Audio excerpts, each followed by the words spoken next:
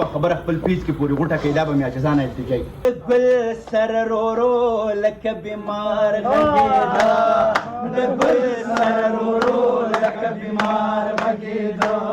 په زړه کې مې نری نری ستار غږېدو ما ورته وویل چې انقلاب صاحب زما به هم دا وعده وي زه به ځان په هر حال را رسوم یعنې دا زه دا نه وایم چې زه تایلنډ ته تللی شم ګوره تاسو ته دا سبق وانه دا وایم چې ده سره دومره فکر یې د دې ورځې چې لاس آزاد د رقیبانو هواګانو زه ولاړ لکه د غره د ګل په شا یم ستا سترګو چې مست شوخ و شنګ خبرې زده کړې ستا سترګو چې مست شوخ و شنګ خبرې زده کړې ډېرو حسینانو ترې رنګ رنګ خبرې زده کړې خلک وویني چې پښتانه یو ځای کې ناستی شي خوشحالیانې کولی شي او پر امر نه خوشحالیانې جوړولی شي راشئ د شعور د پلوشو غېږې ترې یوسئ مونږ سپر دی پېښور کې دی مکتب د رڼا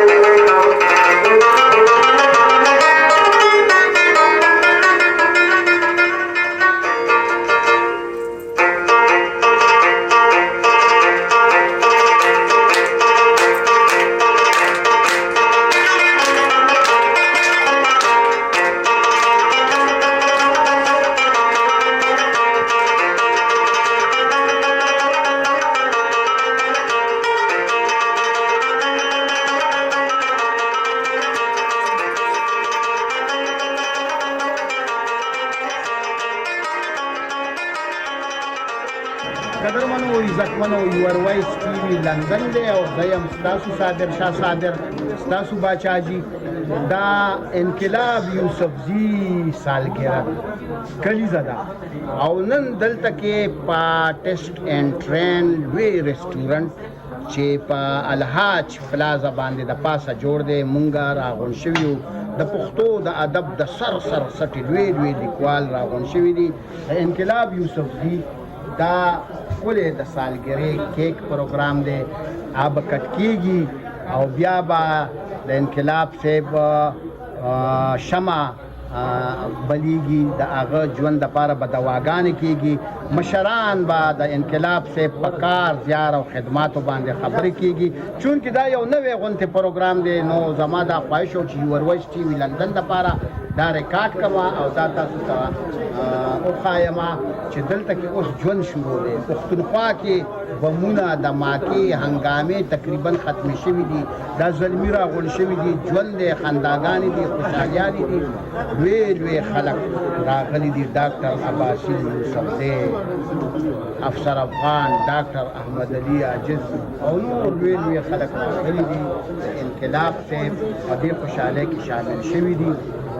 راځئ د دې تقریب قدم په قدم رپورتاژي رویداد تاسو ته ښایم اعوذ بالله من الشیطان الرجیم بسم الله الرحمن الرحیم د ډېر محترم ډاکټر زمونږ چې کوم انقلاب صاحب دی صرف ډاکټر دغه ټکي هم لیکلی شوی دی د هغه د زیږون په دغه ښایسته دستوره کې یو ځل بیا مونږه په دوامداره توګه زه فکر کوم اباسین صاحب چې دا زما خو پنځم ځل دی چې زه راځم او دا روز مونږ په ډېر ښکلي حالاتو باندې مانځو د ډاکټر اسرار صاحب په دغه شعرونو باندې به شروع کومه باچاجي چې ستا انتظار خو څه فایده ونه کړه ستا انتظار خو څه فایده ونه کړه د صبر ونې مې میوه ونه کړه او په ځان مې خپله پابندي ایښې ده چېرته په زوره مې ټپه ونه کړه دا د ټولو پوښتنو ته ډالۍ وي چې په ځان مې خپله پابندي ایښې ده چېرته په زوره مې ټپه ونه کړه او خدایه دنیا ته مې لږ بیا راولې ما خو یې سمه تماشه ونه کړه خدایه دنیا ته مې لږ بیا راولې دا هم د دې پوښتنو مثال دی چې خدایه دنیا ته مې لږ بیا راولې ما خو یې سمه تماشه ونه کړه او په یو پیمخې هم اثر نه کوي اصرار شعر دې مزه ونه کړه زه خوشحاله یم او نن به زمونږ باچاجي د دې زیږون دروازې یوه بله خبره به مونږ وړاندې راوړو نن به ډېرې لنډې لنډې خبرې کوو کوشش به دا کوو چې د انقلاب صاحب شخصیت د ده پښتنې ټولنې ته خدمات بیخي په 3 جملو کې رابند کړو یو منټ ځکه چې بیا آډینس هغه څیزونه اکثر کتی نه شي اوږدې خبرې نو دا ډېر عالمان او پوهان ولاړ دي او د عالم سړي کار دی چې دې خبره په لنډو کې کوي زه عالم نه یم نو که زما نه خبره لږه اوږده شي نو زه به پیشکي بخښنه غواړم زه د باچاجي ډېره زیاته مننه کوم باچاجي زمونږ د پښتونخوا داسې ذمور دی چې په یو आवाज باندې مونږ د باچاجي تر دالو سبو داسې ورسو ته به که سړی خپل د مور غېږې ته منډه کوي یا خپل کور ته منډه وهي انقلاب صاحب را سره ولاړ دی انقلاب صاحب زه په تایلنډ کې وم چې د ما ته کار وکړو چې افسر افغانه که نیم ای او نیم نه نو دې زیږونې ورځې نه به راځي ما ورته وویل چې انقلاب صاحب زما به هم دا واده وي زه به ځان په هر حال را رسوم یعنې دا زه دا نه وایم چې زه تایلنډ ته تللی شم ګورې تاسو ته دا سبق وانه دا وایم چې ده سره دومره فکر یې د دې ورځې دا د خپل ذات دپاره نه مانځي دا یوه ښکلا را جوړه کړي باچاجي خلک راشي ځوانان راشي دا زور په موږ کې نشته دی دا هم متحرک روح غواړي دا هم یوه پیچلې جذبه غواړي نو د انقلاب صاحب په دې هم مننه کوو چې ده سره دومره لکه احساسي چې څنګه را پښتانه راغونډ شي اباسین صاحب اوس موږ په یو بل ځای کې هم ناست وو رښتیا خبره دا ده چې زه دغه خبره مې هلته هم وکړه او دلته هم دوهراوهمه چې لاس آزاد د رقیبانو هواګانو زه ولاړ لکه د غره د ګل په شا یم د پښتنو ټولو شاعرانو ادیبانو د احساس د خاوندانو په شا چې یو فکر ولاړ دی او هر ځای دفاع کوي نو هغه دا شخصیت دی دې څوک متنازعه کوي نه دی مینه پاشي دی مینه خورئ د هغو هم مننه کومه ډاکټر سهیل صاحب زمونږ د قامي تحریک هغه تسلسل چې ډېر په نره باندې دی خلک په سیاسي توګه په علمي توګه هغو له یو شعور ورکوي او پوهه ورکوي او زه یې نیغ په نیغه خپل استاذ ګڼم ډېر لوی احترام ورته لرم که یو ځای وو که نه وو خو کار د هغه ډېر د ستاینې وړ دی سید یاسر علي شاه باچا دته زه اگر چې د عمر نه ډېر کشر دی خو زما په روح کې چې یو بله ښکلا څوک رابخي نو هغه باچاجي دی د ژوند هغه کړه ورځ د کومه چې د علم د فکر د لوی ذخیرې سره خزانې سره به په ځان کې انکساري او عجزي څنګه راولي د هغې ژوندی مثال باچاجي دی اختر ننګیال صاحب او داسې چې پسې راچورلمه زړه مې وایي باچاجي چې د هر ځوان نوم والمه ولي وخت دی لږ خبرې ډېرې یو ځل بیا انقلاب صاحب تاسو ته ډېر ډېر مبارک وي د مشرانو ډېره زیاته مننه کومه یو مشر له به بلنه ورکومه چې په لنډو ټکو کې موږ سره خپل د رایې اظهار کوي اول بړو کې غونې سلیبریشن کېږي ماچس راوړی ماچس موږ اکثر پښتنو ټول عمر باچاجي په خوله یو بل ته اور لګولی دی خو نن به موږ له ماچس نه دا کار ولو دا به مې مهرباني وکړئ یو بل مس یې ځئ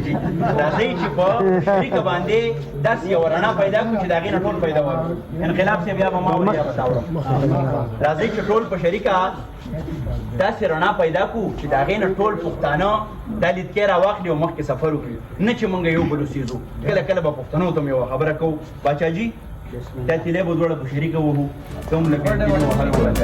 تیلی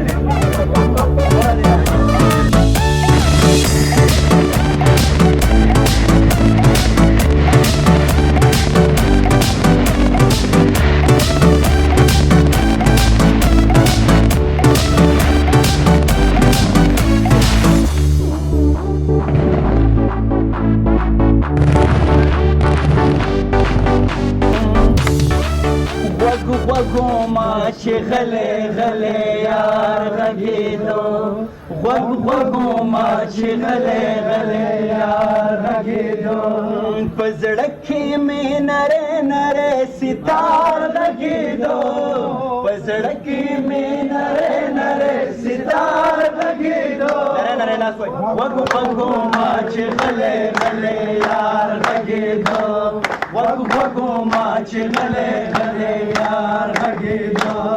بلبل په شبنم کې چا رانجه ورکړي وو رانجه ورکړي وو ویل ګلنګ کی جان جوړ کړیو رنج ور کړیو د ګل سر رو رو لکه بیمار غږېده د ګل سر رو رو لکه بیمار غږېده په زړه کې مې نری نری ستار غږېدو په زړه کې مې نری نری ستار غږېدو غوږ غوږو ما چې غلی غلی یار غږېدو غوږ غوږو ما چې غلی غلی یار غږېدو پرون مې په خلوت کې ترې اغستې وه خولګۍ اغستې وه خولګۍ پرون مې په خلوت کې ترې اغستې وه خولګۍ اغستې وه خولګۍ و خبر چاکو چې نن را پسې ښار غږېده خبر چاکو چې نن را پسې ښار غږېده په زړه کې مې نری نری ستار غږېدو په زړه کې مې نری نری ستار غږېدو غوږ غوږو ما چې غلی غلی یار غږېدو غوږ غوږو ما چې غلی غلی یار غږېدو ډېره مننه کومه چې یوه خبره خپل پیس کې پورې غوټه کوي دا به مې عاجزانه التجايي د پښتون وطن ته یو ډېر لوی ناورین را مخې ته دی ډېرې لوی زمونږ ذمهوارۍ جوړېږي نو دې مشرانو هغه سفر کړی دی عباس جانه د دوی دا خبرې ډېر په احترام واوري او ځان پرې پوهه کوي د ټولو ناول به زه بلنه ورکومه ډېر قدرمن اختر ننګیال صاحب ته په دوه جملو کې خپل د رایې اظهار وکړه انقلاب صاحب زموږ ډېر ښه مشر دی او ښه شاعر دی ښه لیکوال دی او زه ورته مبارکي وایم خوشحاله اوسئ ډېره زیاته مننه کومه کاکا ګله تاسو په زړه کې څه خبرې را شریکه کړئ انقلاب صاحب ته الله پاک ډېر ژوند ورکړي الله پاک دې زرکلن کړي ډېره مننه او د یو میاشتې نه مې انتظار کولو هغه ګړۍ ختمې شوې او بس والسلام خوشحاله اوسئ دا را روان مشران چې دي نو دوی لږه لږه خپله خبره اوږدولی شي د وړې خبرې مقصد دا نه دی جاړو خبره ونه کړي دا دې خبره دې رو رو اوږدېږي ډېر محترم ډاکټر سید یاسر علي شاه یاسر مهرباني لومبی خو حضرت ډاکټر انقلاب صاحب ته ډېره مبارکي وایم خبره دا ده چې موږ سره په دنیا کې څو عجوبې دي یو عجوبه د عیسی علیه السلام نه څلور پنځه سوه کاله وړاندې تېره شوې ده هغه نوم هومر په سترګو باندې معذور و په ټول یونان ورته نن هم احترام لري دغه شان اهرام مصر چې کومه د مصر عجوبه ده هغې خپل هیرو ډاکټر طه حسین ته د مصر اتمه عجوبه وایي ځکه چې ډاکټر طه حسین په سترګو معذور و او هغه الایام په نوم باندې ډېر زبردست کتاب لیکلی و او نن موږ پښتون قوم سره مې عجوبه ده د هغه نوم دی انقلاب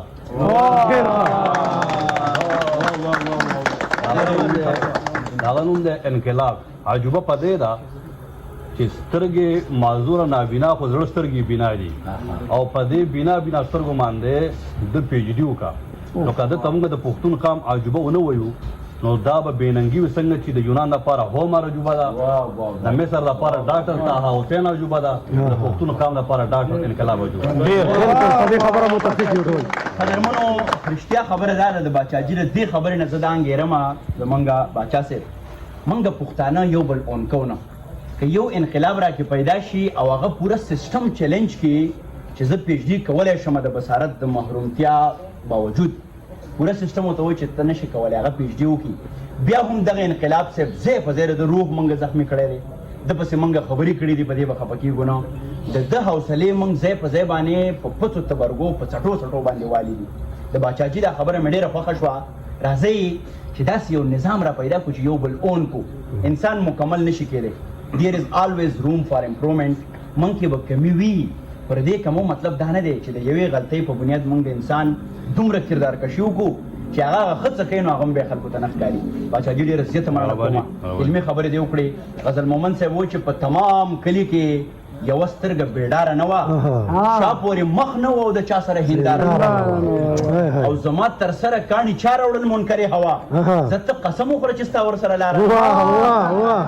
د ډار په دغه ښار کې یو ډېر چابک فکر چې هغه ډېره ښه مبارزه کوي د نیو میډیا د لارې د ځوانانو سره یوه ځانګړې مینه لري د یو خوږ احساس خاوند ډاکټر سهیل صاحب ته بلنه ورکوم چې هغه خپلې خبرې شریک بسم الله الرحمن الرحیم چونکې زه د تعلیم او د تربیت طالب علم یم نو موږ په هغې کې دا وایو چې تعلیم چې کله انکلوسیو نه وي او هغې کې انکلوسیونس نه وي نو هغه تعلیم ټولنې ته هېڅ قسمه فایده نشي ورکولی. مونږ سره جنډرز 15 دي،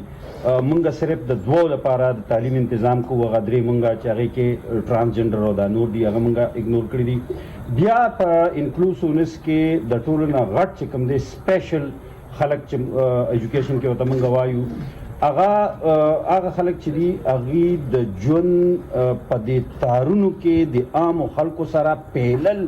دا د تعلیم د ټولو نه غټ مقصد دی. دا نن د حبیب نواز انقلاب یو ځانګړتیا بله هم ده، یو خو د ایجوکیشن کې پی ایچ ډي کړې ده او یو پی ایچ ډي یې پښتو کې روانه ده. دا چې دی حبیب نواز انقلاب چې دی دا نه صرف سپیشل کس دی، دا ډیر خاص سپیشل کس دی چې کم خلک یو پی ایچ ډي نشي کولی. په هغه زمانه کې د حبیب نواز انقلاب غوندې شاه زلمي هغه چې دی هغه 2 پی ایچ ډي ګانې کوي. یو خبره کوم ډاکټر صاحب، دا دویم ګناه دی راله ووایې بد دی وکړو. یو اخري ګناه کوم نو بس توبه کوم. یو ګناه تر اوسه کړی دا دې ستا اخري ګناه شي. جی ډاکټر صاحب خبره به زه مبارکي ورکوم او زه وایم چې د حبیب نواز انقلاب لوجې نن چې دا موږ څونه ټول ملګري راغونډ شوي یو، پښتنه ټولنه کې د دغسې مینه محبت دا وشیندلی شي، خپاره دي شي او د هغې د لارې دې موږ مستفید شو. ډېره مینه او احترام ډېره مننه کوم. زما ډېر خوږ کشر د جرنالیزم د شعبې زما جونیر د ښایسته پیکي او زلفو خاوند او ما ته زمونږ ډېر محترم مشر خوږ شاعر رایاد شي چې دا ستا پیکې څنګه خبرې کوي، زما زړګی څنګه خبرې کوي او ما او رقیب به سره نه مخ کوئ، تیل او تیلی څنګه خبرې کوي او خالي حکومت غواړي د مخ په کابل دا پنجابی څنګه خبرې کوي. بیا غفور صاحب د خپلې خبرې وکړي. ډېره مهرباني د زیار صاحب دغه شعر چې د مینې په ټیکري د سر بایللو وخت راغلی، زیاره جوارګره شابه هلکه راځه. نو زه یقینا چې نن تلم کلي ته، خو ما دته دا ورځ ساتلې وم، زه بلکل دته پاتې کېږم. زه د انقلاب صاحب سره یو 2-3 ځله ګایډ پاتې شوی یم په ټور کې دی، ما بوتلی دی 2-3 ورځې 4 ورځې مونږ پاتې شوي. نو زه یو خبره کوم چې زه وایم چې د پښتنو څومره مایوس خلک دي که نه، دا زه راولم او دته مخامخ کینوم نو هغوی به ډاډ واخلي او حوصله به واخلي. او زه هیله لرم چې د ډاډ او د حوصلې دا چې کومه سفر دی نو انشاءالله دا به جاري او زموږ مرسته به دوی سره ډېره مننه کوم. ډېره زیاته مننه کوم چونکې اباسین صاحب په ډېره دوامداره توګه باندې زموږ د دغه غونډې ښکلاوي. نو نن ما خو په شروع کې خبره ونه کړه، خو د نننۍ غونډې صدارت به موږ باچاجي په سر باندې دغه څیرک دو، دوی په لومبي ځل باندې راغلي دي احتراما هم، او دا زموږ ډېر خوږ مشر دی. نو زه به اباسین صاحب ته بلنه ورکوم ډېر په احترام چې هغو د انقلاب صاحب په اړه باندې خپل نظر شریک کړي. مننه ډېره افضل افغان. ستا سترګو چې مست شوخ و شنګ خبرې زده کړې، ستا سترګو چې مست شوخ و شنګ خبرې زده کړې، ډېرو حسینانو ترې رنګ رنګ خبرې زده کړې او مخکې خو انسان د محبت پیغام راوړی، مخکې خو انسان د محبت پیغام راوړی، بیا چېرته کې وروستو یې د جنګ خبرې. نن زه ډېر خوشحاله یم چې د خپل ملګري او خپل کشر ډېر تکړه ملګري ډاکټر حبیب نواز انقلاب په کلیزه کې موجود یم او دا کلیزه چې دا غالبا چې 25مه کلیزه ده او بله دا ده چې کله چې موږ سټوډنټانو په وخت کې دغه جلوسونه ویستل د سیاسي پارټو او په هغې کې به وی چې یو قدم یو اواز، نو ما په ورځ کړی چې دا انقلاب څه شی دی، بیا به اوس وپېژندم. انقلاب بدلون ته وایي او دا زموږ د هغه ملګرو دپاره کم چې څه معذوري لري د هغه ټولو دپاره ډېر امید دی، ډېر یو لوی ویاړ دی ځکه چې مونږ غواړو چې زمونږ ټول ځوانان دي همدغسې تکړه او دغسې د مخکې نو حبیب نواز انقلاب چې دی نه یوازې زموږ په ادبي دنیا کې په تعلیمي دنیا کې په یارۍ دوستۍ کې په ملګرتیا کې ډېر تکړه دی د دې سره سره دا ټول ملګري تاسو وینئ دا د په مینه راټول دي د دې نه اندازه لګوئ چې دی څومره کار کوي او دی د ملګرو سره څومره رابطه ساتي نو بس په دې خوشحاله یو چې هر کال مونږ راټولیږو او د ده دا کلیزه مانځو د ده په غاړه کې د ګلونه وینو او د ده په غوږ کې به هم ګل وینو یو ځل ښکاري چې د ده ځوانۍ پته ولګي چې ځواني څومره پاتې ده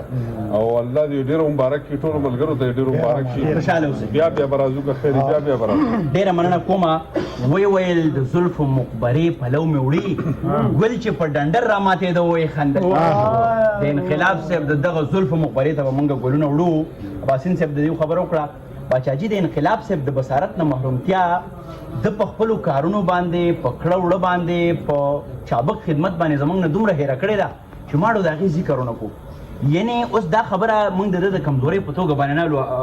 غفور صاحب تاسو زما خبره انډرسټینډ کوئ که نه یعنې ده دومره چابک کردار ادا کړی دی چې موږ وایو چې انقلاب اړو د بصارت نه محرومه دی نه دا خو زموږ نه هم ډېر ځیرک او رسا نظر لري انقلاب صاحب هم داسې به په مخه راتاویږو نو ډېر محترم انقلاب صاحب ته بلنه ورکومه چې هغه په دغه وخت کې خپله خبره موږ سره شریکه کړي ډېره مننه ډېره شکریه اول خو تاسو ته ووایم چې دا کلیزه چې ده که نه په دې زما د خپل ذات نه زیات په دې فوکس وي چې زمونږ عباسین صاحب افغان صاحب باچاجي نور دا زما سټوډنټان ملګري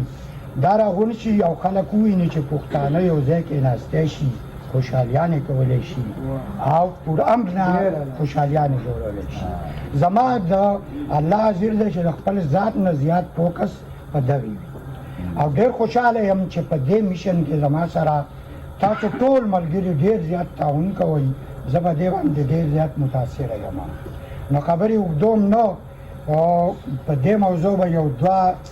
شعرونه درته خپل ووایم دا شعرونه نن لیکلی شي او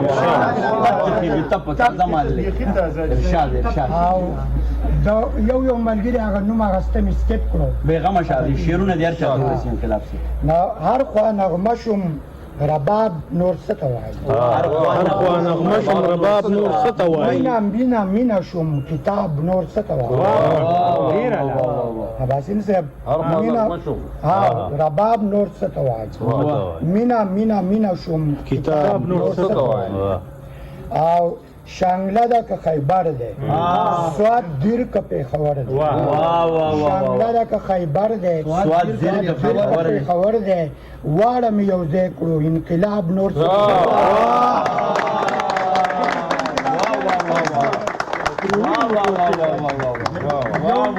یو شعر بابا که بلو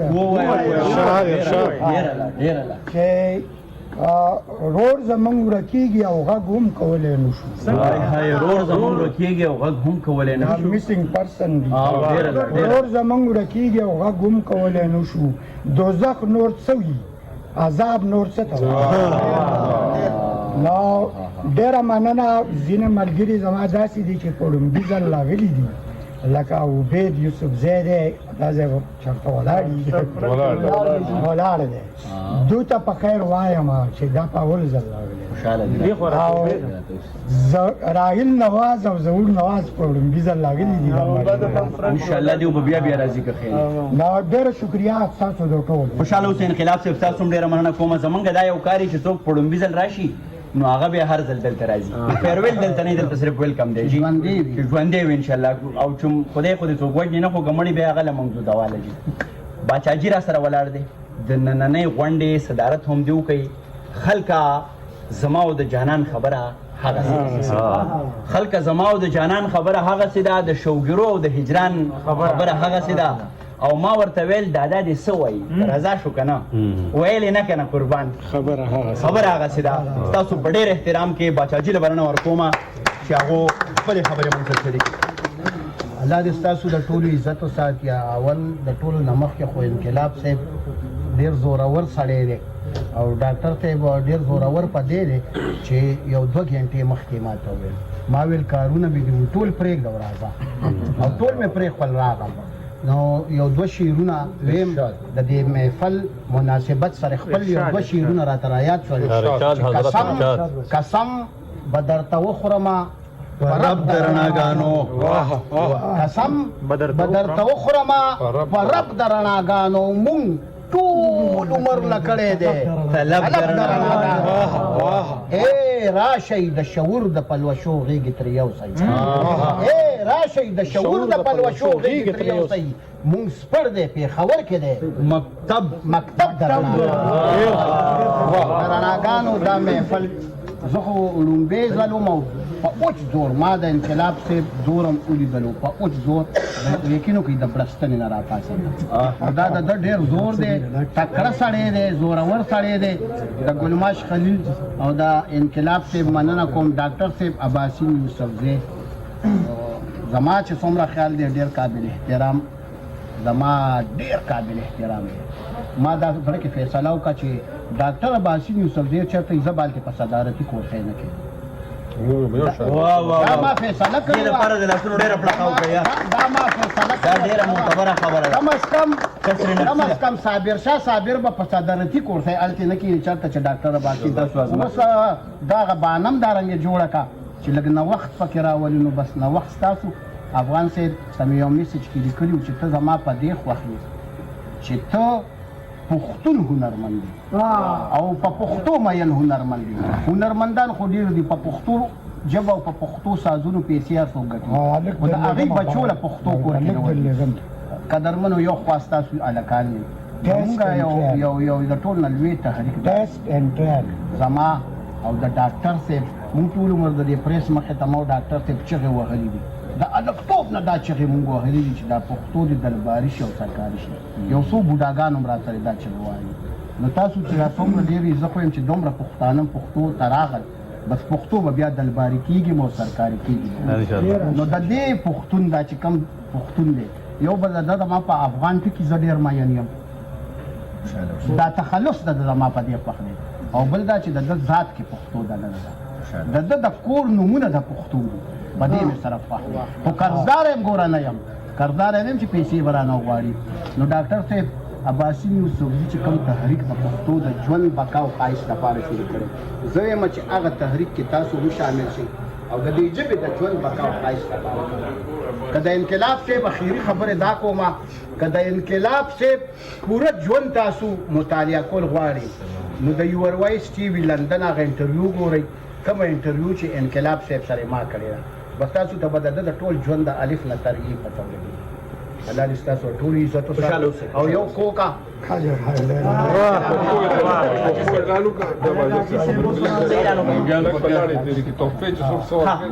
چې څه ډالۍ راوړې وي ډاکټر احمد علي اجز صاحب کوم په خیر راغلی وي او په دغه پرتمینه ښایسته او درنه غونډه کې او تاسو پټ تاسو کوئ چا چې څه ډالۍ راوړې وي هغه دې وړاندې کړی شي بیا به اجز صاحب خپله خبره دې راپاس ملګري ډالۍ ورکړي